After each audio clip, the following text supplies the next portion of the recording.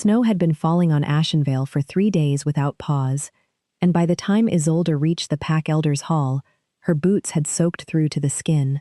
She stood at the threshold with her braid half undone and her hands tucked against her ribs, trying to look like a woman who had thought this through. She hadn't. She had thought only of Brennan, her brother, 19 years old, and 3 days from execution, on a debt their dead father had signed into law before either of them understood what law meant. The hall was warm. That was the cruelest part. Cedar smoke and candle grease and the smell of something roasting over coals, and Isolde stood just inside the door with the cold still pressing against her back and the heat making her eyes sting. She had not been inside this building in 4 years. She had told herself she would never come back.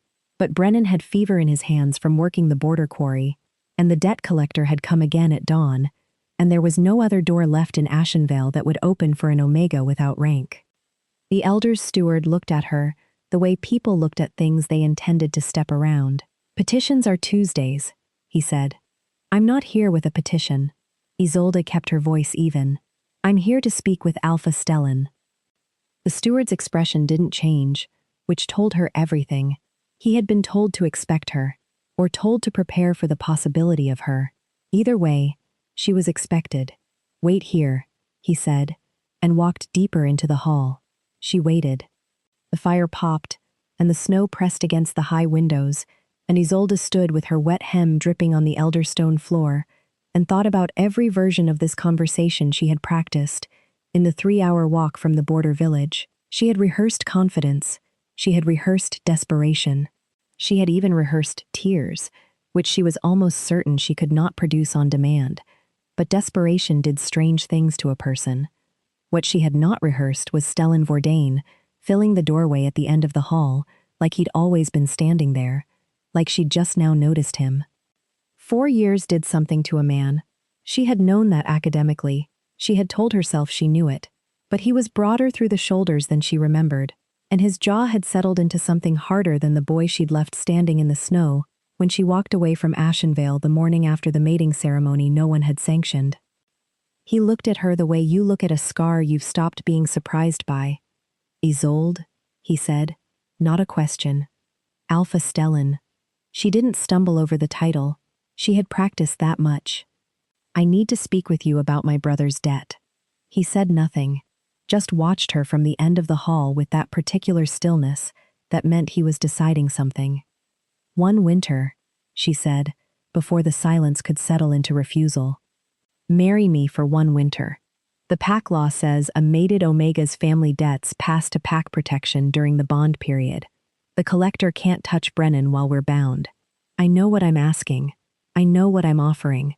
I'm asking for 1 season." The fire crackled between them. Stellan crossed the hall in 10 slow strides, and Isolde held herself very still, because she had learned years ago that the worst thing she could do around Stellan Vordain was show him that she was afraid. He stopped close enough that she could smell the cedar and wood smoke on his coat. He looked down at her with those pale gray eyes that had not changed at all, not in the slightest, and said, "1 winter. Yes. No," he said. "Every winter. All of them." He held her gaze. That was always the answer. "Isolde, you just didn't wait to hear it." She had not expected that. She had prepared for refusal. She had prepared for negotiation, for conditions, for the kind of careful political calculation that governed Pack alliances. She had not prepared for him to look at her like the 4 years between them were a door she had shut from the wrong side, and he had simply been waiting for her to find the handle. "You don't have to be generous," she said. "I'm asking for a legal arrangement." "I know what you're asking," Stellan said, "and I'm telling you what I'm giving." He turned back toward the inner hall. "The steward will find you a room. We'll speak more in the morning, when you've had sleep and something hot. You look like you've been walking since before dawn." She had been walking since before dawn. "Stellan." She said his name without the title, and he paused. "Why?" He didn't turn around. "Because some debts run in the other direction," he said, and walked away. Isolde stood in the hall with the snow still melting off her coat, and tried to remember how to breathe normally. It wasn't working very well.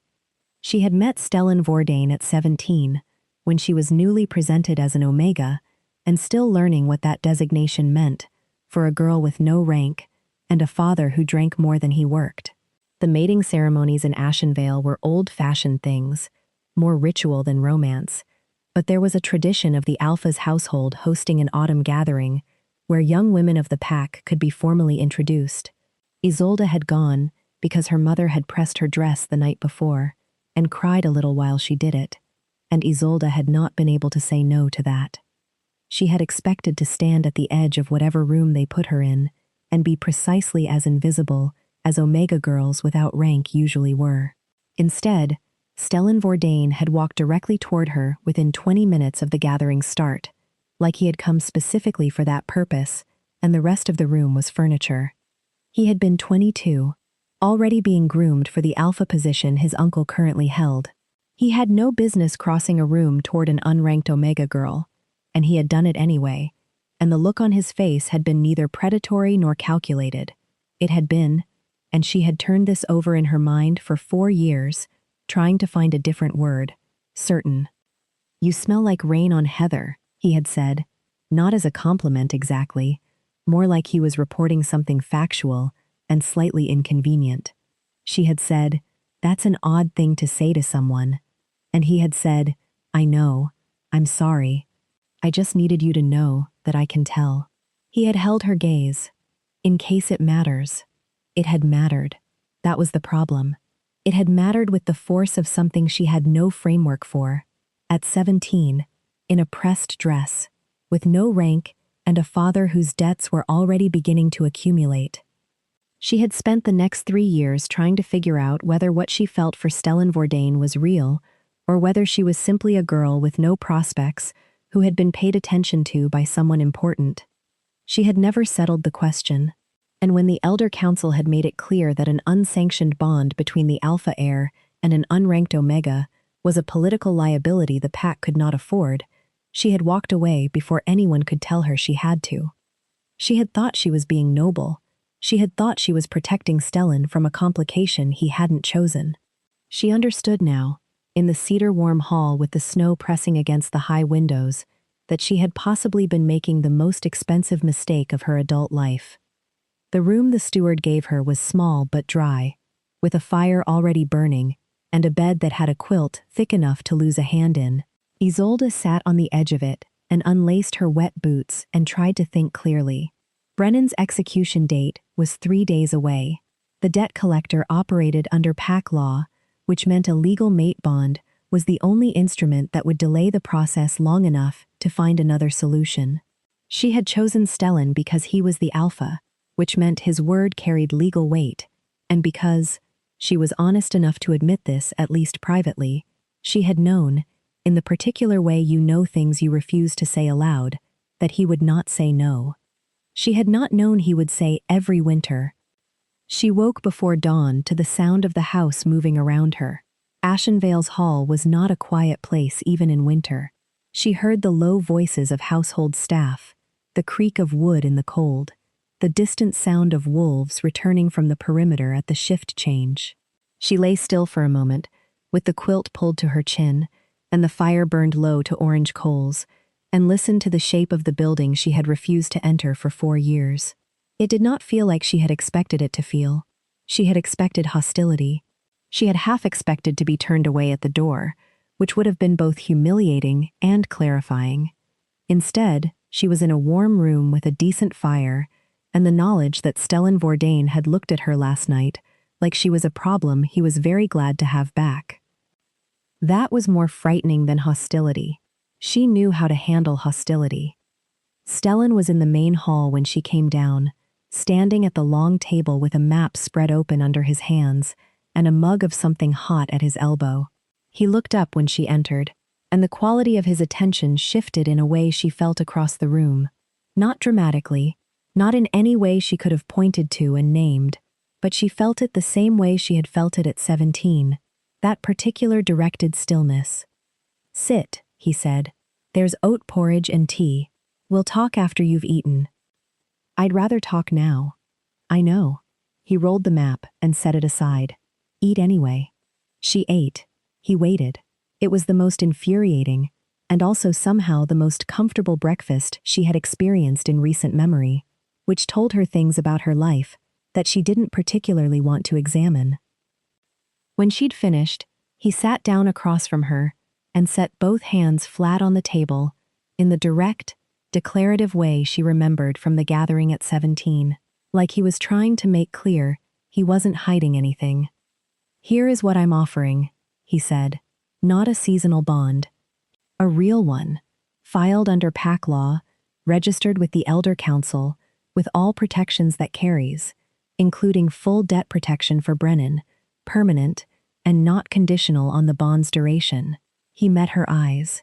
"You won't have to come back in spring and negotiate again. That's not what I asked for." "I know what you asked for." His voice was not unkind. "I'm telling you what I'm prepared to give." "Stellan," she set down her mug. "I came here because I needed a legal mechanism to protect my brother. I did not come here to—" She stopped. "To what?" he said quietly. "To resume something," she said. "Something that ended for good reasons."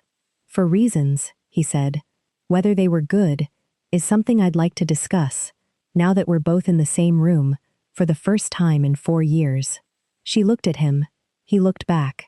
The fire in the main hearth had been built up against the morning cold, and it threw amber light across the table between them, and Isolde thought, not for the first time, and with considerable irritation, that Stellan Vordain was deeply, inconveniently handsome in a way that had absolutely nothing to do with anything relevant.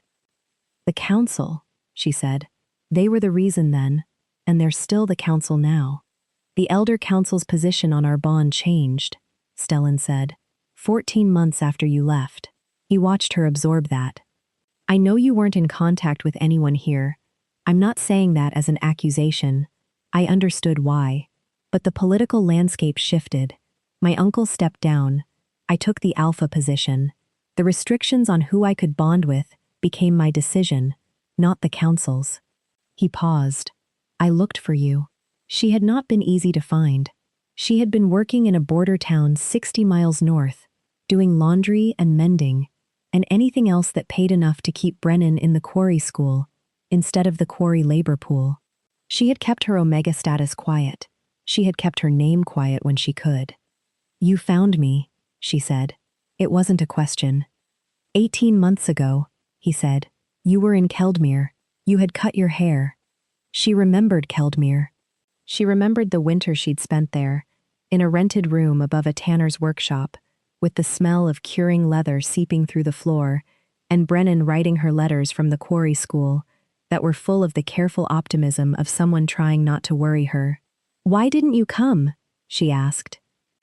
"Because you hadn't come back," he said, "and I decided it had to be your choice." He looked at his hands on the table. "That was possibly the hardest decision I've made as Alpha, including 3 territorial disputes and a drought negotiation that nearly broke the Northern Alliance." Isolde looked at him for a long moment. The pale winter light was coming through the hall's high windows now, thin and silver white, and it fell across his hands and the table between them, and she thought about Keldmere, and the rented room, and the letters from Brennan, and the particular kind of loneliness that doesn't announce itself, but lives in the body, like a low-grade cold you stop noticing because it's always there. "The council accepted you," she said, "back then, as Alpha. They accepted me, but they still had opinions about who you bonded with." "They had opinions," he said. "I stopped asking for their opinions on that particular subject after the first year." He looked up. "Isolde, you walked away because you believed you were protecting me from a complication. I know that. I understood it even then, as much as it—" He stopped. "But the complication resolved, and you didn't know, and I didn't come find you because I thought you deserved the choice. So here we are." Here they were. She had rehearsed desperation, and she had rehearsed confidence, and she had not, in any version of the 3-hour walk from the border village, rehearsed the possibility that she had been wrong. That the reason she'd given herself, the noble reason, the self-sacrificing reason, the I'm protecting him reason, had been real enough, but also possibly a story she'd told, because the alternative was too frightening. The alternative was wanting something she wasn't sure she was allowed to want. "Brennan first," she said. "I need to know he's protected before anything else." "Brennan is protected as of this morning," Stellan said. "I filed the preliminary bond paperwork with the council steward before breakfast.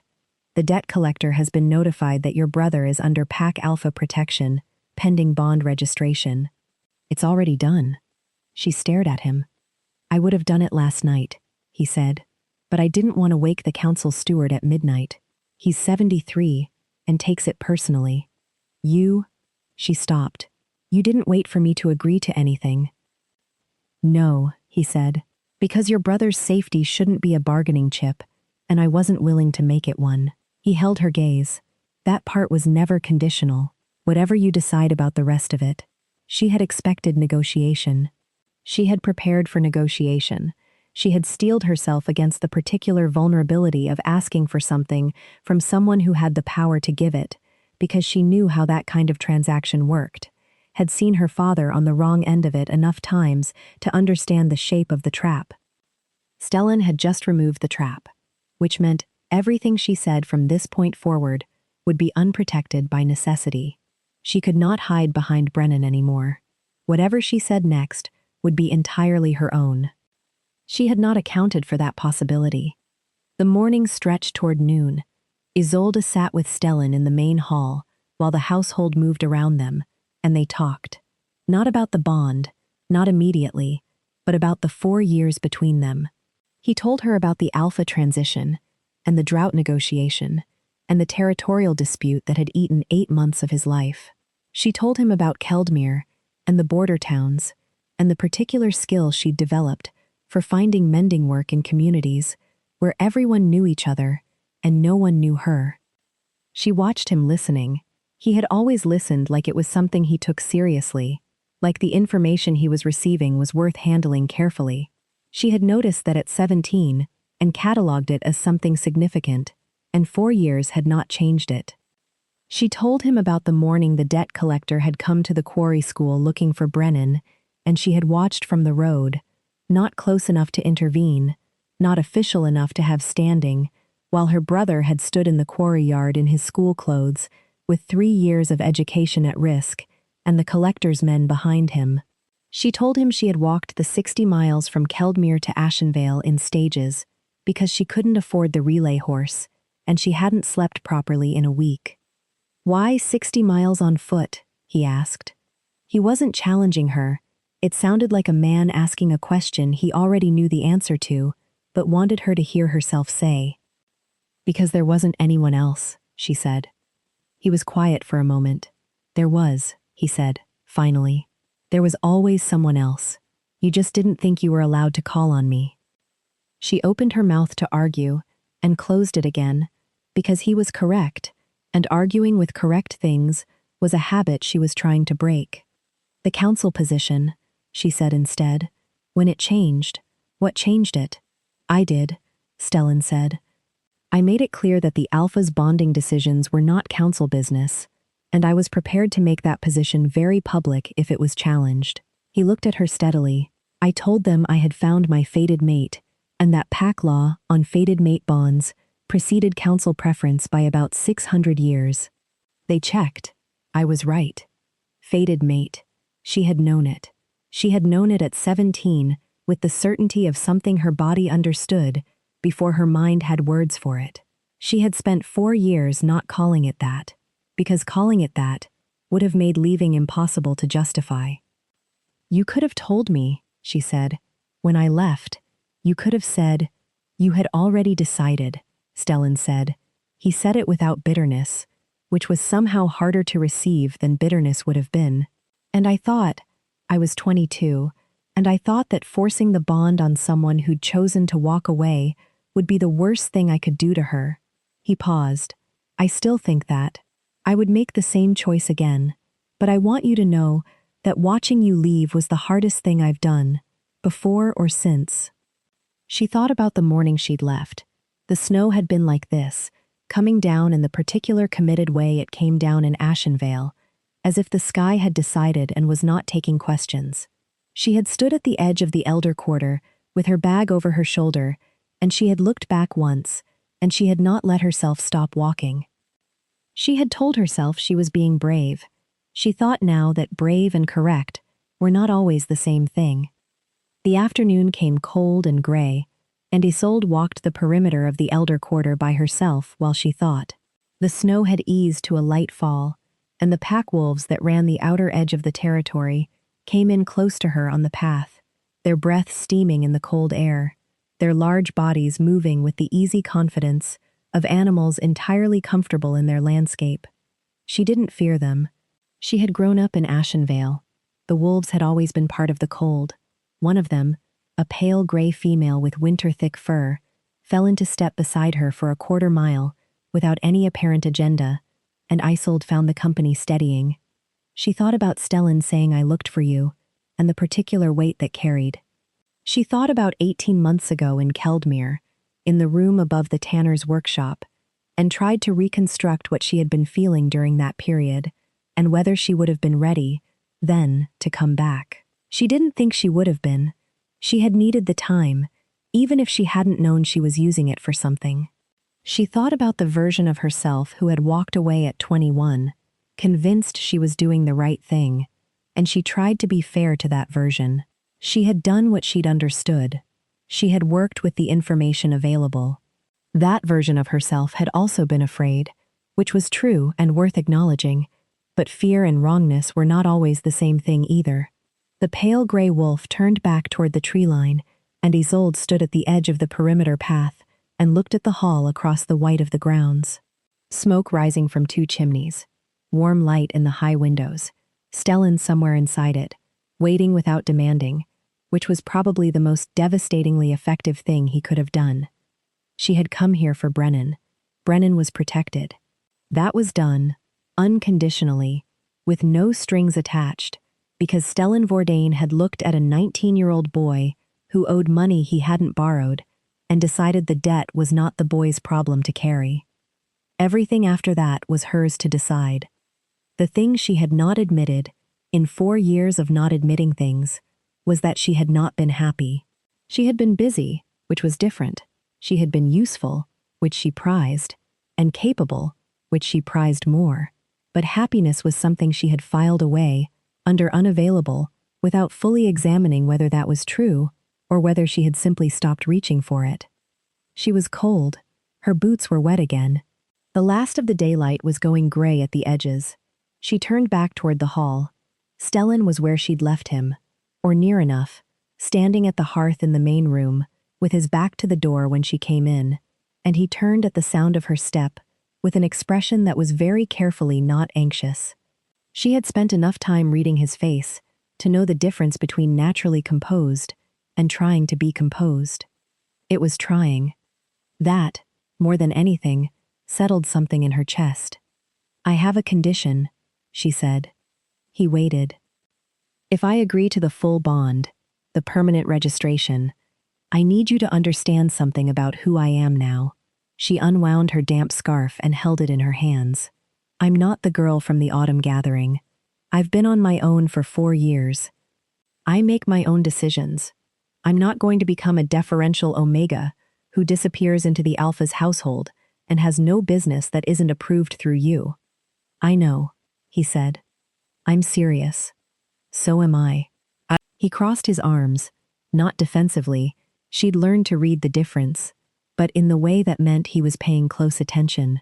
"Isolde, I fell in love with a 17-year-old girl who argued with me about water rights at the autumn gathering for 40 minutes because she thought the Elder Council's decision was wrong. She was correct, by the way. The council revised the policy the following year." He looked at her steadily. "I haven't spent 4 years waiting for someone who would be easier. I spent 4 years waiting for you." She looked at him. The fire was behind him, and the light was amber, and the hall smelled like cedar and wood smoke. And she thought about all the versions of this conversation she had practiced, and all the ways she had prepared to keep him at arm's length, and the particular exhaustion of having been careful for a very long time. "You said every winter," she said. "Every winter," he confirmed. That's a long time. That's the idea. He held her gaze and did not look away. I know what you are to me. I've known since the gathering. You didn't believe it then because you didn't have reason to. You have more information now. She did have more information. She had, in fact, more information than was comfortable to sit with, and it was mostly pointing in one direction. Brennan is going to need somewhere to finish his schooling, she said. He can't go back to the quarry school after this. The collector will find another instrument. There's a tutor here, Stellan said, and the Eastern School in Venmore takes PAC-sponsored students. He can have his pick. You already thought about this. I've had 4 years to think about things, he said, and the corner of his mouth moved in a way that wasn't quite a smile, but was in that direction. I kept a list. She laughed. She hadn't expected to, and it came out slightly undignified, and Stellan's not-quite smile became an actual one, and she thought this was probably the single most dangerous moment of the last 4 years, standing in the amber firelight of this hall, with her damp scarf in her hands, and Stellan Vordain smiling at her, like she was the answer to a question he'd been asking for a long time. I need to see Brennan, she said, before anything is finalized. I need to tell him myself.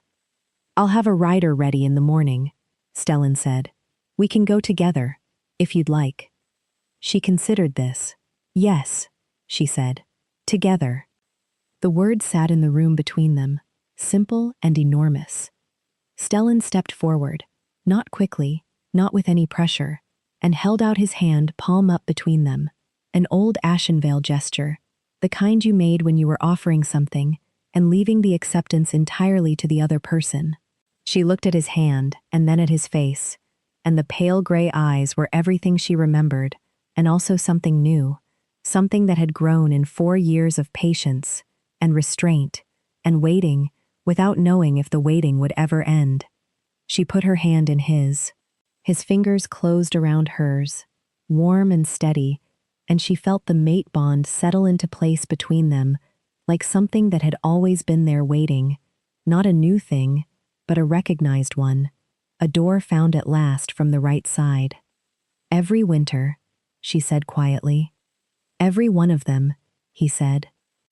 They rode out the next morning through Ashenvale's white and open roads, her and Stellan and 2 of his household guard, and when they reached the quarry school, and Isolde saw Brennan come out of the main building, with his collar turned up against the cold, and his face going from worry to relief in the space of half a second, she understood something she had been circling for 4 years. The people you love are not a reason to make yourself smaller. They are the reason to finally stop. Brennan shook Stellan's hand with the cautious formality of a 19-year-old trying to be an adult, and Stellan treated him exactly like one, which Isol observed and filed away in the category of things she did not have to be persuaded about anymore. Brennan pulled Isolde aside and looked at her with his father's eyes and his mother's directness and said, Is this what you want? Not what fixes things, what you want. She thought about the autumn gathering. She thought about Keldmere and the rented room and the years of useful, busy, careful loneliness. She thought about a pale gray wolf walking beside her in the snow, without agenda, and a man who had found her in a border town 18 months ago and decided the choice had to be hers. Yes, she said, this is what I want. By the time spring came to Ashenvale, Isolde's name was registered with the Elder Council in the Alpha's bond record, and Brennan had chosen the Eastern School at Venmore with the particular enthusiasm of someone whose future had been returned to him. The PAC had accepted the registration with a range of responses she had expected, some warm, some skeptical, some still making political calculations she no longer had the patience to care about. Stellan had been right that the fated mate provision superseded council preference.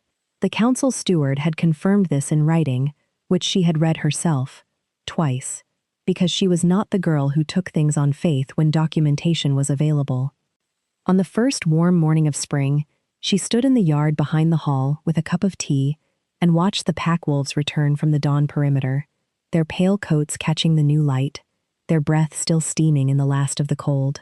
Stellan came out behind her and stood close enough that she could feel the warmth of him, and he put his hand at the small of her back in the quietly particular way that had become their language for, "I'm here, no conditions." She leaned back into him, just slightly. He did not make a production of it. He simply stayed.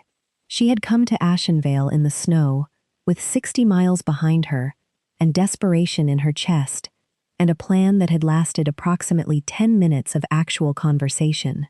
She had come for Brennan, and she had stayed for herself, which was, she had decided, not a thing to be ashamed of.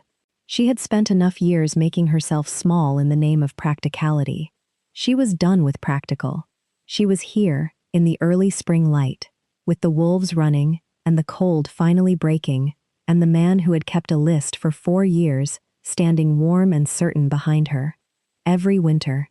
All of them. She drank her tea and watched the light come up over Ashenvale's white and thawing fields, and for the first time in longer than she could accurately recall, she did not feel like a woman bracing against something. She felt like a woman who had come home.